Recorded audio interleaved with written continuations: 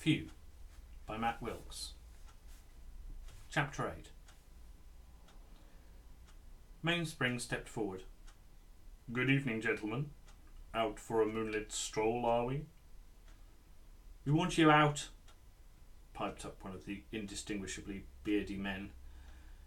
They all appeared to be brandishing a large stick, or holding a wolf dog. The privileged amongst them awkwardly juggled both. In some cases, even the dogs had sticks. "We will be leaving at first light," said Mainspring, who, Charlie noticed, had shifted his stance almost imperceptibly so that he was now planted firmly in front of her. "That's not soon enough," growled Beardy. "Why should we offer you shelter when our girls couldn't stay here?" "It is only fair," said a voice from the back of the crowd. "After all, the few are now sheltering your girls." The crowd parted as Hazel strode through it, flanked by Large and Tenor. Large was looking particularly grumpy, judging by the way the moonlight glinted off his head. He had been awoken too quickly to don his hair.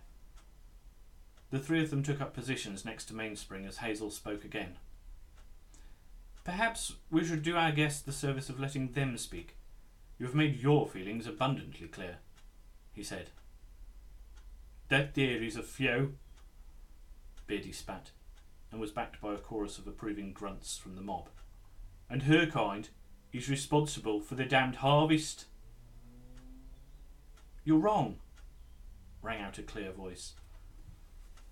Charlie almost looked around to see who had spoken before she realised it was, in fact, her. "Firstly, I am not few." She turned to Hazel.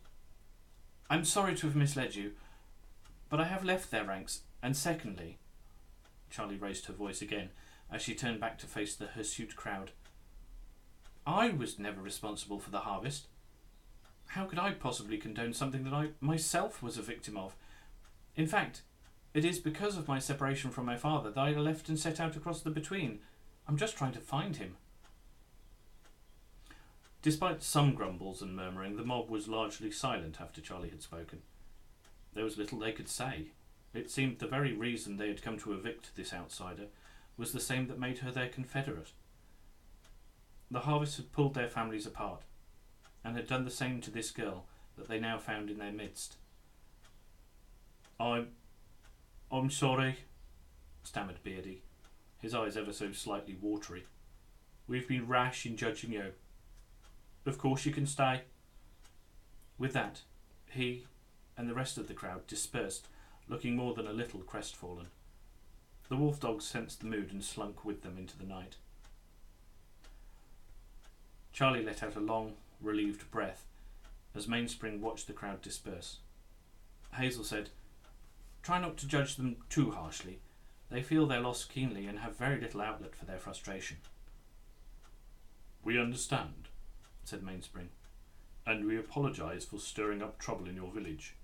Don't we, miss?" "I just want to go back to bed," said Charlie wearily.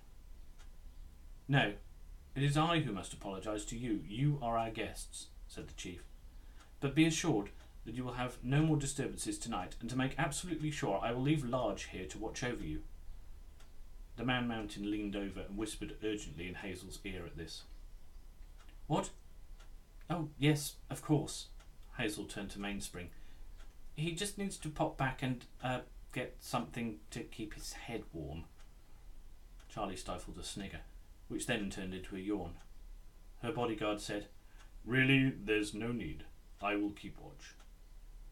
"I insist," said the chief. "After all, you cannot stay awake all night." Mainspring and Charlie shared a glance. "No, that would be inhuman," said the robot.